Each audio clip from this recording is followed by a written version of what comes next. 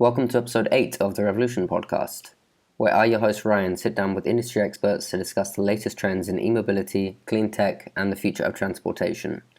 Today I'm joined by Bjorn Utgard, VP Global Industry Segments at Eevee and former Director of New Markets. Dedicating his career to accelerating the shift to zero-emission transportation, Bjorn has been at Eevee for 3 years. Into the episode we go. Thank you for joining the podcast, Bjorn. I'd love to start by asking about your role at Eevee and your passion for the industry. Great. Yeah. So I was born Norwegian, grew up in Norway, but had the pleasure of traveling a lot when I was, throughout my growing up. I in 2004 I had a course in Stuttgart. Actually, was what is the next oil, the future of automotive drivetrains, and we were learning about. I drove a hydrogen bus back then. Got to see the developments of electric drivetrains back then.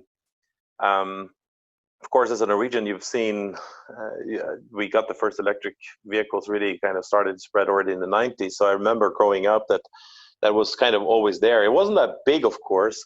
That's something that really started in the last 5-6 years. And so I was working in innovation, technology development, product development, always at the interface of technology and markets.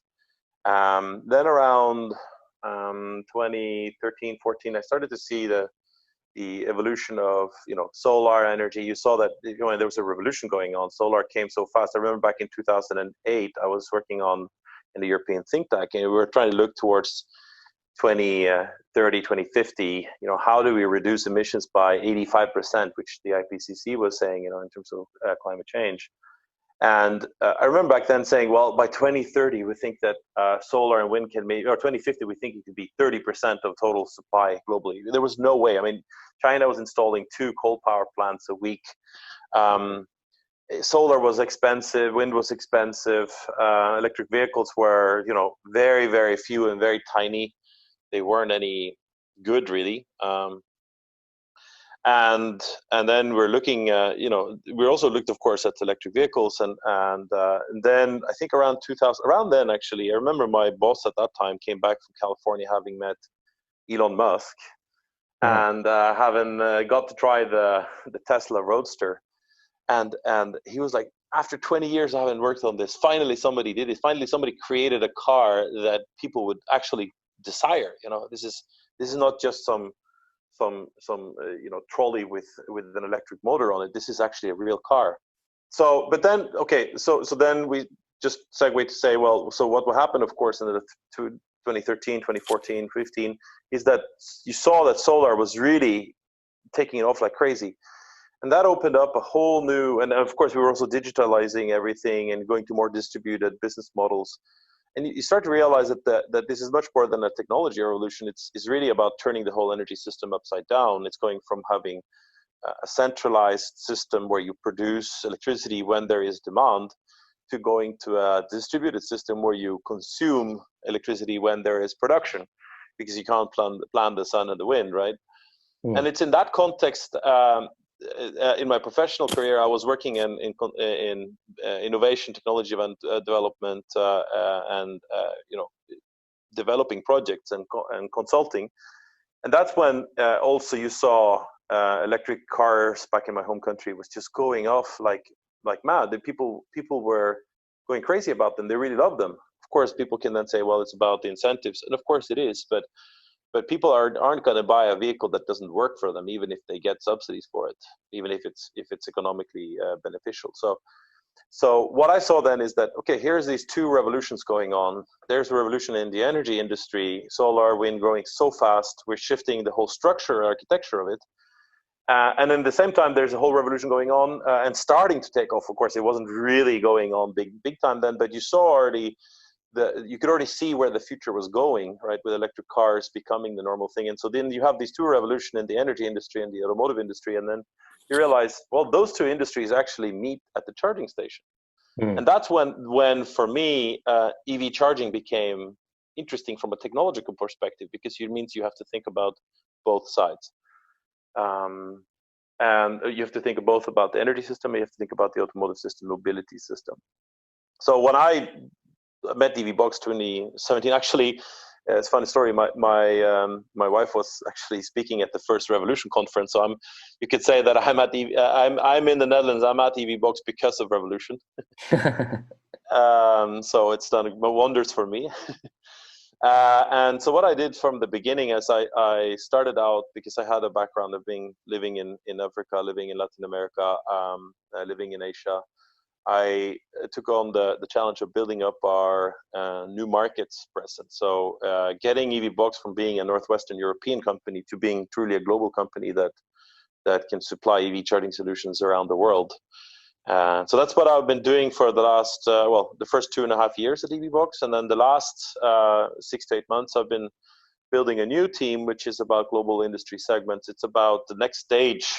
Now it's no longer only about the charging station, the charging infrastructure. It's really about how does EV charging fit into the big companies and to big customers. How does EV charging fit into your life, into your business? And that's my focus, is ensuring that our solutions that we offer fit with what these new kind of mass market customers require. So I'd love to actually focus on your first 2.5 years at Eevee Box, where you were director of new markets. There is a common misconception that EVs are focused in just a few countries, but Eevee Box has expanded into new markets. And would you say there's just as much passion in these countries? Yeah, for sure. So my background here is that I actually spent about 3 years working very hard on getting Costa Rica to implement its first electric mobility law. So there's now a law in place that takes off the taxes of electric cars. So normal cars paying 50% tax, electric cars no tax. There's also push on infrastructure, charging infrastructure, which is important. And so that's kind of where before I came to Eevee Box, I had actually had quite a lot of hands-on experience. And that boils down to several things. On the one hand, it boils down to what is the sentiment? What do people want? Is there an interest in electric mobility? And the answer to that is absolutely strong yes. There is, I think, in every country, this resonates with the partners that I've been speaking with around the world and customers, Egypt, Jordan, in Peru, in Dominican Republic, in Thailand, in Japan. There's, of course, Japan is OECD country, but even in kind of the countries that are in the lower half of the wealth distribution around the world, there's a strong interest, and it's several things that drives that kind of public interest. The first is people like technology innovation. I mean, you saw this when the iPhone came out, right? It wasn't like people living in let's say in Egypt would just say, okay, we have to wait until that technology becomes available for us because we're not an OECD country. It doesn't work like that. If people are interested in the technology, they will find it and it will spread very fast. So that's the kind of the first big chunk of it, the consumer interest, consumer demand, the cultural interest.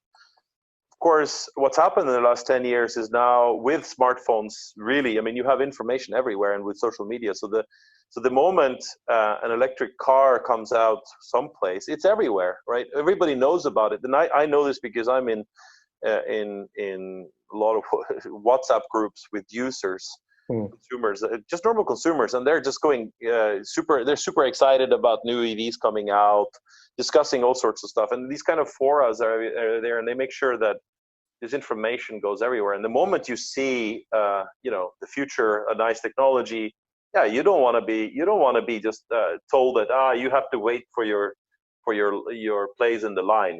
Maybe in 20 years you'll get these type of vehicles. It doesn't work like that.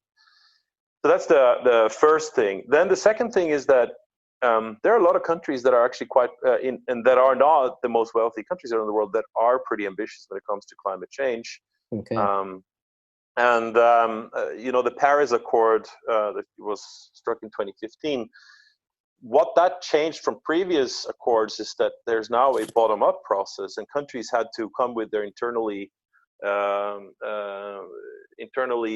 so their own targets that they set internally, and they promised to the world, we are going to do this.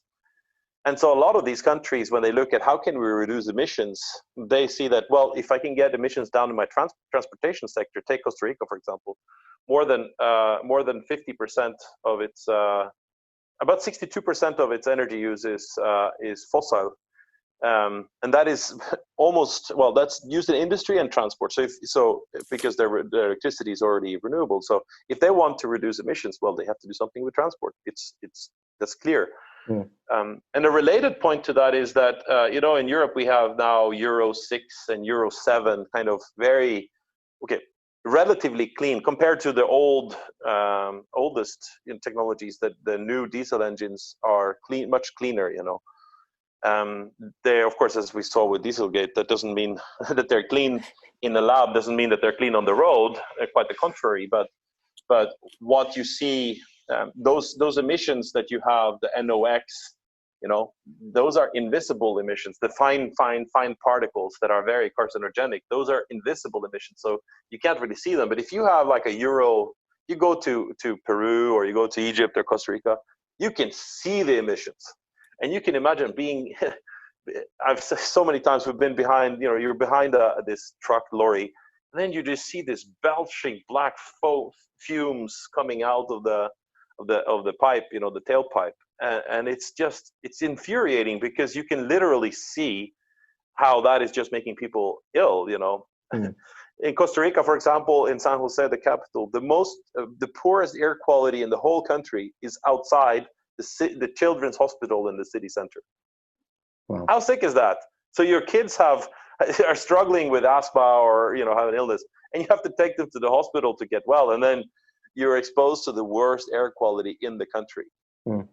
And it's such an easy solution. I mean, we know what it takes. Just remove the tailpipe. If it doesn't have a tailpipe, you can't have pollution. So that's the other thing that of course here in Europe as well, you've seen, but it's somehow more, it's less of a visceral experience because you can't really see it. It's invisible emissions, so it's more of a scientific thing.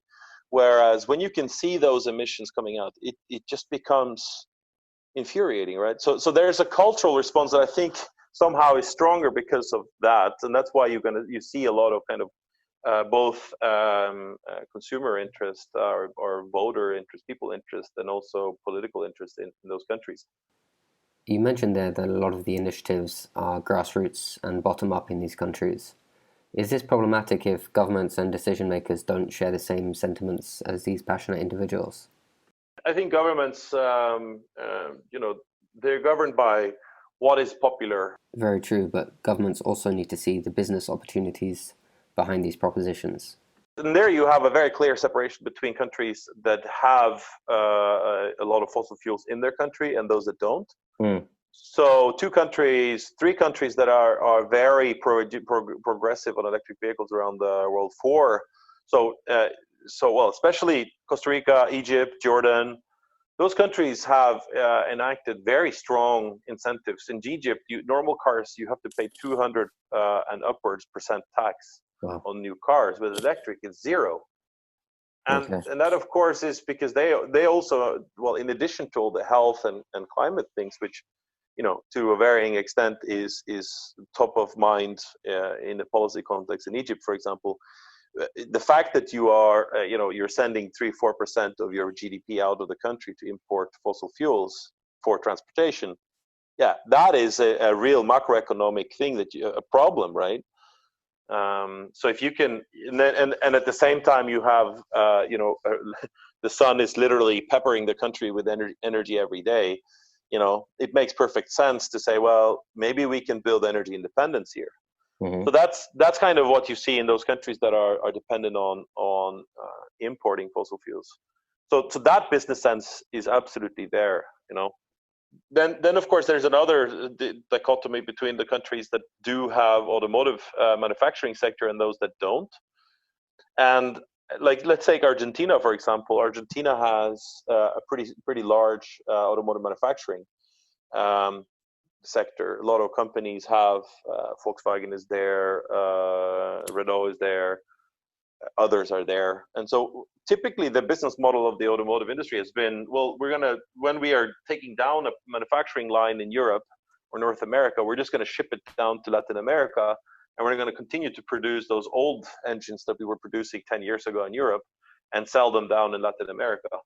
And so, of course, and that's literally how it works. And that's why you can explain that the supposedly higher standards of Euro 6 and Euro 7 don't really make it to emerging economies until many years later.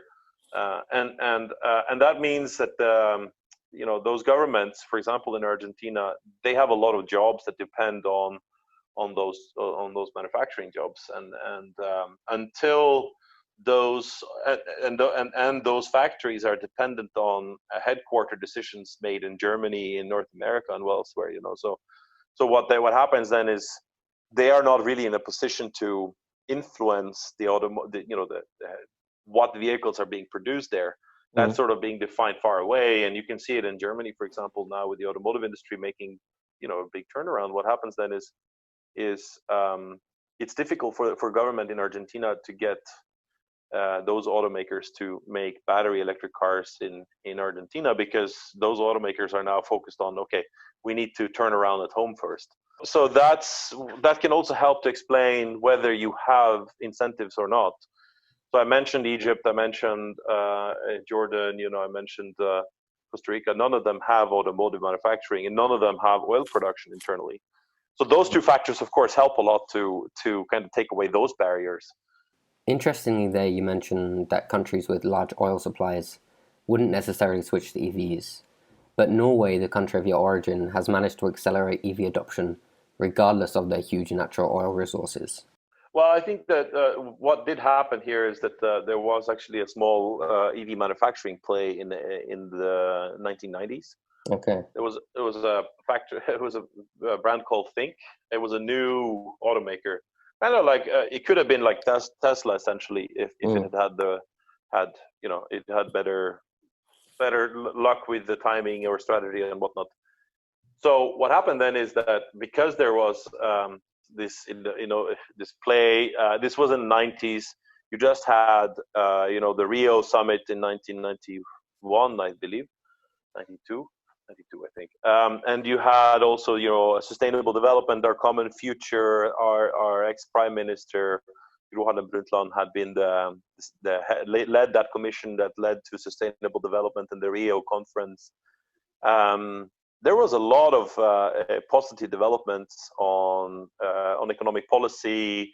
Carbon taxation was implemented, and then this EV play, this small startup, and then came, and then we had the Olympics in 1994. And so all these factors sort of led to, okay, let's take off let's take off all the environmental taxes for those vehicles. And it comes. Norway's had a green taxation scheme for vehicles, for cars, since for about 3 decades now. Wow. It means that you put emissions on those. It's of course is a value added tax as well, but in addition you put a tax based on emissions. So if a vehicle has more emissions than another one, it will pay more taxes. Yeah. And so because that was there, well, if you have an electric car, there's no tailpipe emissions, and of course Norway has a lot of renewable electricity, so there weren't really any. There's not much emission to speak about. So then, as a natural consequence, well, then they don't pay those taxes. So that was the first thing. There was an environmental tax. Then what happened is that there was the sales tax was also taken off, the VAT, and that is what was mostly a manufacturing type of play. Seeing, hey, we can develop this manufacturing industry around zero-emission cars, so let's put an incentive in place for that. And how could this pass the Ministry of Finance? Well, it happened, 2.5 decades ago. So the real impact on the economy was was minuscule. So probably, that idea, if you had tried to do this today, I think it would be very difficult to pass it, because suddenly the impact on the economy, the incremental impact of the economy would be much bigger. So there's a bit of a historic kind of luck, let's say, that made that happen. And this also comes down to that even though you may have industrial interest against electric vehicles, there's the cultural drive is there, right? Once people start to see that, I save a lot of money, there were a lot of other things. Like one of the most popular incentives in Norway was that you had like this bus lane, which you could access. This, I think it's called commuter lane in some countries. Okay. And you used to be able to access it if you had like a normal car, but only with 2 seats. Anyways, they closed that loophole, and so they closed the loophole. And then what happened is that they enabled electric cars to drive there instead. So suddenly it became super popular because you could save half an hour in the morning, in the afternoon, going to and from work. Yeah, and Norway is seen as one of the most wealthy countries in the world, where perhaps they don't see EVs as such a luxury purchase in comparison to other countries. There is still that conception that EVs are more expensive than traditional cars, but this is without considering the lifetime cost. Well, I think that so first of all, when you don't have to pay taxes on the vehicle, it becomes cheaper. So a perfectly decent small family car that you can use to get back to and from work, and like a Nissan Leaf or a Renault Zoe. In Norway, you can get that car for 25,000 euros. Mm. And when you add that you save 3,000, 4,000 euros a year in fuel cost, also if you don't, you can drive on bridges for free and stuff like that.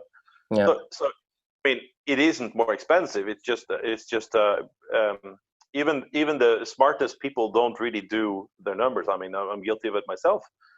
You don't really look at what is the total cost of owning this. You only look at the sticker price. Now, of course, it also is a question: can you actually get the capital to buy it? But that's, I mean, there's a lot of leasing schemes for vehicles as well. And by the way, that's what I would do if I were getting an electric car now. I would definitely lease it. And there are leasing offers there. So then, you do your math, and then it isn't more expensive. And what happens is that most people aren't methodically writing down or meticulously writing down all their costs, their fuel costs. And of course, initially, it's not that much maintenance. But if you have a 5-6-year-old internal combustion engine vehicle, you're going to have a lot of service costs on that. And those are the little by little costs that do add up to an ocean, but because they're little by little, they're kind of it's harder to spot than the sticker price. Yeah, and on a similar note, lithium-ion batteries are seen as a contributor in the cost of an EV. Do you see the cost of batteries reducing more than we've already seen, or will they kind of plateau? Well, I am not I'm not an industry expert on the battery manufacturing as such. But if we look at what the statistics show us, and what those that do study this say, I mean, you're looking at a further halving of the costs per battery capacity over the next few years. Meaning you're getting up with, let's say, a vehicle that can drive you 400 kilometers on a charge. Will have a battery pack of around 50-60 kilowatt hours. If you go back 10 years, that would have been $50,000-$60,000, the battery pack. So obviously the vehicle would be 100,000, so that's crazy expensive, right? But if you look at it now, where you have costs already for some manufacturers below 100, but let's say 100, so now you're at $5,000-$6,000 for such a pack, and then you go another 6-7 years ahead, and you're probably going to be down to 50, 60. Then you're looking at just 3,000-4,000 euros for the battery pack. And then you look at all the components that the vehicle doesn't need compared to an internal combustion engine. There's no off-gas cleaning. There's no transmission. The whole complex combustion engine is gone. There's a lot of, and the fuel supply system is gone. The fuel tank is gone. All those things, when you add them up, it becomes clear that the economics is turning. So it becomes not only cheaper to own it from a total cost of ownership perspective, it becomes cheaper to buy it. Or not necessarily. I actually don't think it's going to be cheaper to buy it. I think it's just going to be. I mean, honestly, I think actually automakers can probably get higher margin on electric cars. Not in the next couple of years, but if you look in the longer term, because they become cheaper and cheaper to make and deliver more and more value to customers. And I think that's also why you see automakers moving into more as a service type of business models, where they don't sell you the car, but they sell you the service that it can offer, because that allows you to get better return on investment. So the next thing I wanted to get your opinion on was the rise of emerging technologies in the EV space, or at least crossing over with the EV space, particularly vehicle-to-grid, autonomous vehicles, and finally wireless charging. Yeah, no, there's a lot of interesting things going on there. First, I think that the main job is still to get more charging infrastructure out there, and we have the solutions we need. It's not really a technology problem that is stopping more charger deployment. We can deploy a lot more of what we already have. There are things related to universal access, so roaming, and that's more on the business model of the operators. And so that's not really. There's a technology component as well. If you can make the vehicle identify itself. Speaking to just telling the charging station its ID, and then the charging station using that for the invoicing of the and billing of the energy and of the charging service. So that's a technology trend that's going on. I mean, Tesla already has this, but again, Tesla only works for Tesla, so it's a closed ecosystem. But I think that is a big topic. Another big topic, of course, is you literally can't go to any charging conference or speak to anybody about the future of e-charging without somebody mentioning vehicle to grid. Yeah. And so basically, instead of charging up the battery, you discharge the battery and feed it to the grid. I see that as an interesting concept, and it has its impacts. And of course, we've done tests on that and working with the automakers on it. But I see that as a kind of more marginal technology compared to the much bigger fish here, which is just making sure that the vehicles are charged when there is a surplus on the grid or when it is cheaper. Normally, I mean, what you already see is that during the midday, electricity is very, very cheap on the wholesale market. And why is it very, very cheap? Because there's more and more solar generation out there, and when there's more and more solar, it becomes cheaper and cheaper. So workplace charging and timing it so that you can use the surplus of solar, it's very simple. It's compared to vehicle to grid, where you have to take the power from the DC power from the battery, convert it back to AC somewhere, either in the car or on the charger. You have to then manage the taxation, because you already paid tax on the electricity when it was supplied to the vehicle. Now you have to pay costs of supplying that back to the grid, another tax, and then you have to get the electricity again to charge the battery back up. So there's another taxation topic. That's not that easy. I mean, that's complicated stuff. You also have to take into account the inefficiencies, right? Because now I'm losing. Normally when you charge conductively, you will lose maybe 5 to 10% of the electricity in the charging. And now I'm losing 5 to 10, plus 5 to 10, plus 5 to 10, because I'm charging it, back and forth 3 times. That is another topic. Also the infrastructure gets more expensive, because I then have to take into account this bidirectional flow. So there's a lot of complexities that we're adding. When in fact we can get a big chunk of that value by simply timing when we are charging. So that is as simple as a sensor somewhere speaking to the charging station saying, "Hey, I have a lot of surplus electricity. You should charge now." And then the technology is going to be, or the main innovation is going to be on the customer journey and making that visible for the customer. And that's what we're working on. So that's why whenever people say vehicle to grid, might say, okay, great, let's do that, but let's first focus on the things that are the much lower hanging fruits. That also makes a lot more sense. Think about it like this, Ryan. You're coming to work. You're going to be there for 8 hours, and the vehicle needs to charge for about, let's say, a couple of hours to charge up the energy you need. As long as you get that energy within those 8 hours, you don't really care, right? Actually, you would care. You would actually prefer that would be charged with solar if it wouldn't impair your mobility. And there's literally zero additional hardware cost for this, because we already have the smart chargers. We can already speak to them. It's mainly about that communication with you to make sure that you can be rest assured, and that we can, send the right, or orchestrate that charging in the right way. And the same thing will go for massive scale grids. Imagine now you have hundreds of thousands of vehicles across a region that are all connected to the grid. You can start to just basically enable a lot more renewable electricity to get on the grid, because now that even if I have a lot of sun during the day, I've worked with workplaces to put in enough workplace charging that I know that I can ramp up the demand when the generation goes up. Wireless transfer, I think it's it makes a lot of sense, certainly I think you see now some projects with taxis. So if you have taxis that always return to kind of a taxi base, and then they tend to move along the sidewalk because they're kind of queuing up for customers, right? Yeah. So then for them to connect to a fast charger to charge is kind of a little bit, it doesn't fit with their current way of running, because they are moving along the sidewalk. So then wireless charging pads there might make a lot of sense.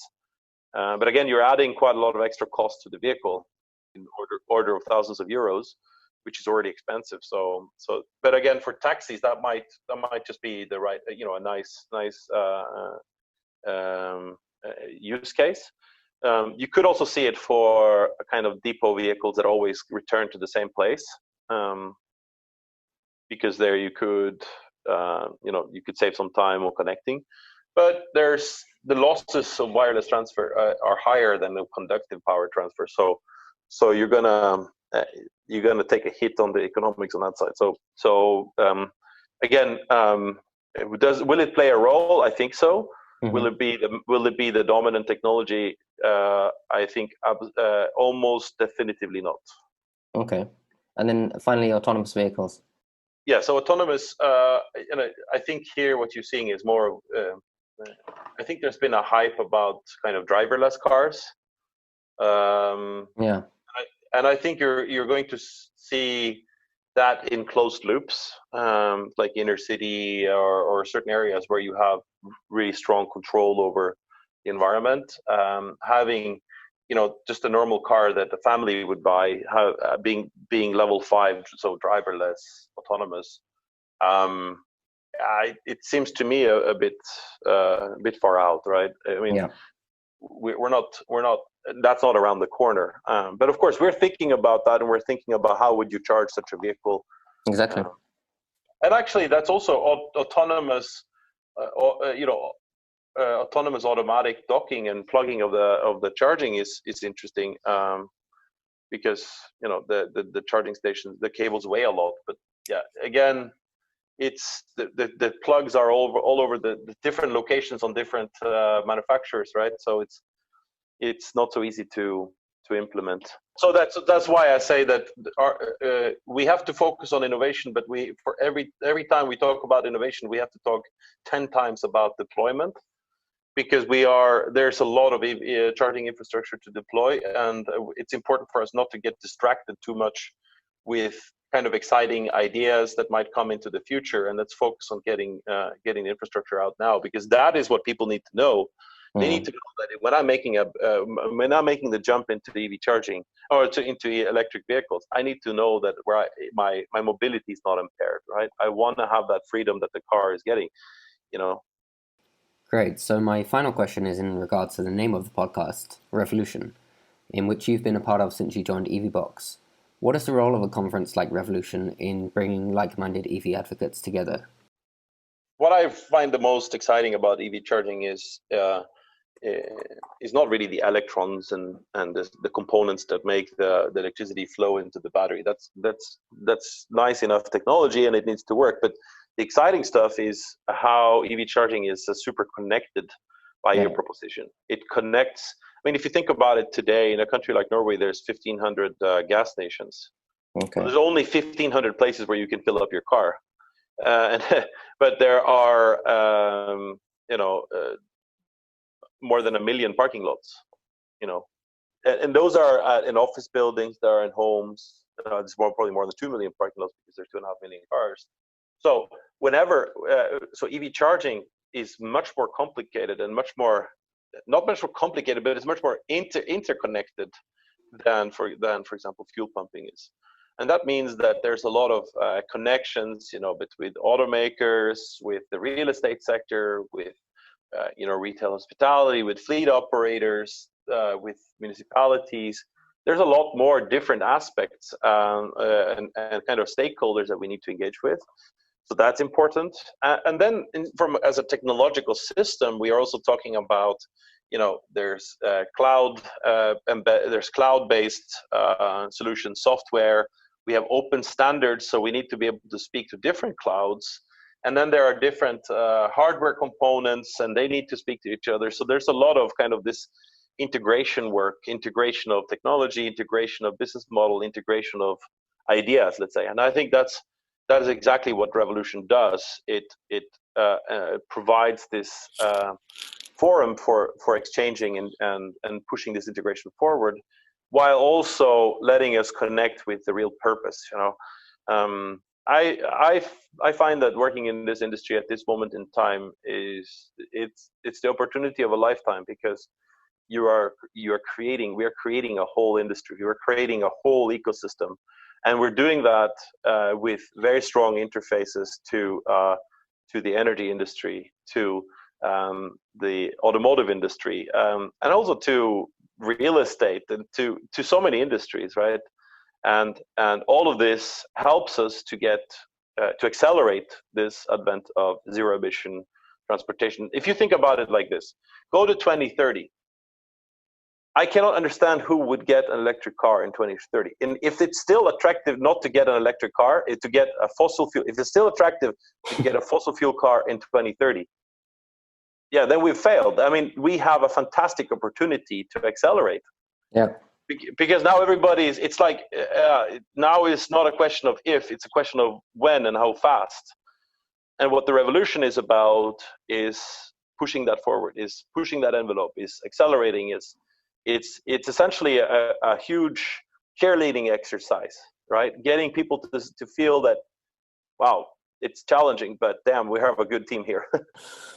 Okay, Bjorn, I think that's everything from my side. I really appreciate your time, and I feel like you've given some really great insights as well. Great, it's a pleasure. Anytime, looking forward to the next time.